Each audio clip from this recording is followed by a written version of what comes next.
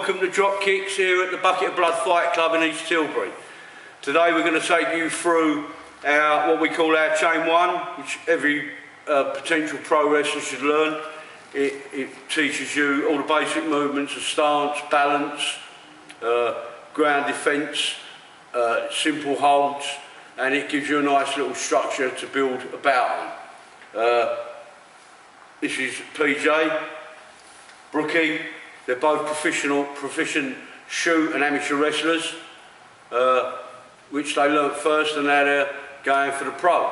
We always insist they learn that first because it's the best way to learn. And after all, you want to be wrestlers, you should be able to wrestle. So we're going to take you through Chain 1, and then after they've gone through it, we'll break it down and show you how it works and why it's essential learning. Right, take it away, please.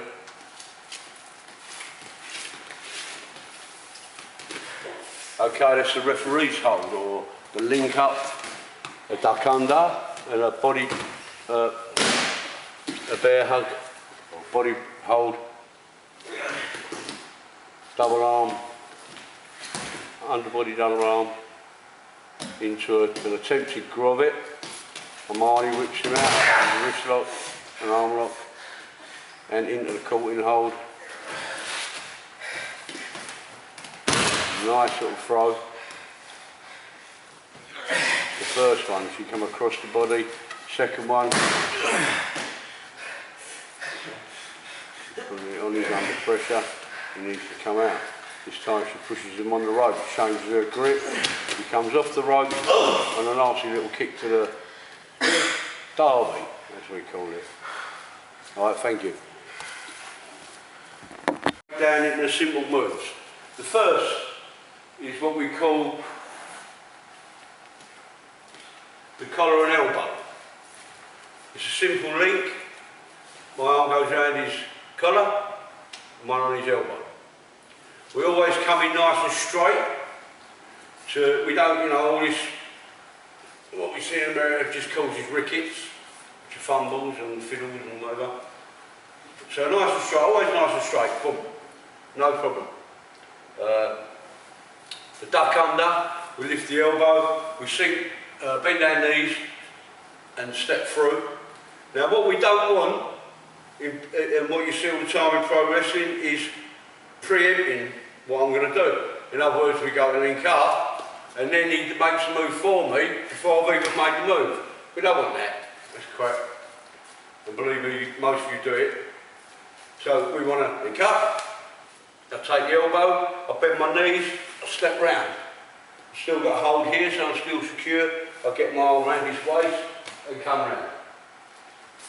Turn this way, Paul. Butcher's grip, butcher's hook. You can do this one, which is more modern now, but butcher's hook I think is better. We're here now.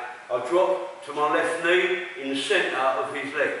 Now don't forget, all the time we're moving here, I'm keeping it nice and close, nice and tight. So it looks like we're having a little bit of a struggle. I drop my left knee down, I then slide my arms down to his ankles. Now notice he doesn't automatically go. I don't want him to preempt because I might not want him to go down. So if I just go to there and he goes, it makes us look idiots. So we don't want nothing preempt. Stand up again, Paul. So I come to the bottom of the ankles and I'll give him just a little nudge. Oh, there you go. You come up in the ground defence. Let's explain ground defence. Always. Knuckles closed. If your knuckles are not closed, open them up, Paul. We could end up with broken fingers. He closed them anyway, but we could end up with broken fingers like that. Yeah, it hurt there, didn't it? Because you kept mucking about. Right. We sink our bum nice and down into our heels, like this, hoping that no one is going to get into there. We want to be nice and straight back, and because we're doing submission, unlike the amateurs that might have their heads up, we tuck our chins in a little bit, and we're avoiding this face bump. So we come up, he's coming to this position, I come to the left side. We always work to the left side, you should know that. And we come across with a face bar. Now, those that are familiar with the European uppercut, the forearm smash, even the clothesline, this is where it came from, originally. There. Of course, if you stand it up and do this, we've got more or less the clothesline. If we bring it in, we get the uppercut. Right, back down.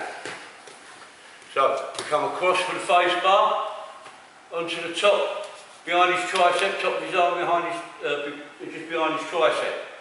I reach under, and come with the other hand just below my left hand.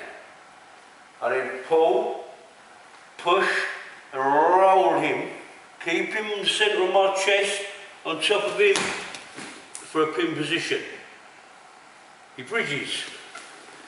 If you can't bridge, like Armani's perfect bridge earlier and Paul's now, then you shouldn't be wrestling. This is one of the most important positions. Okay, then he spins on his head. I'm keeping the centre of my chest on him, so I'm keeping the weight balance on him, and I'm still in control. I can come across again with a face bar. We're attempting to go into the grovet. If you don't know what a grovet is, I'll show you.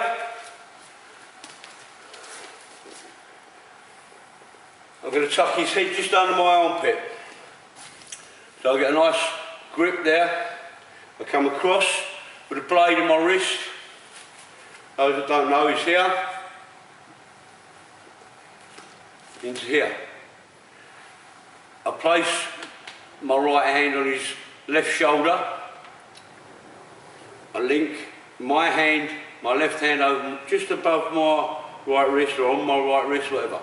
Now, all I have to do is lift my left wrist, and he'll be tapping out. Now, obviously, because we're doing throw, it's a lot more relaxed. For those that do MMA and all that, it's more or less you can do that, or you can come across the throat, and then you've got to choke. So, we come up, we're coming up off the ground with the grovet. He takes my wrist, he counters. There's nothing, you know, if he keeps turning, it's going to hurt my arm. I've got no other choice but to roll. Pop. Taking control, he comes into the courting hold. I don't know who caught him like that, but it was probably your mum and dad. Okay, so the courting hold. Now, from this, he's going to push me onto the ropes. Pop, he comes down across me. All the way I go. Now, it's important, one of the most important things, this can be quite a dangerous move, is hand on shoulder, always, always. You'll get a broken arm if you don't. Wade Barrett broke someone's arm with that in a shoot one day. So trust me, it works. Because Wade Barrett was trained here, by the way. I'm going to take my left shoulder down towards his right foot. And I'm rolling all the time. Now, this is quite a simple part. If you go, I want to be coming up. I want to leave that gap. I've got to be up to here. If I'm here, that is going to hurt him. You might pull his shoulder even if you're working. So we don't want that. You come to here. Come up. Onto the ropes a second time. And we can do Brookie's move. Brookie put this into it. Armani, Brookie, it's the same person, by the way.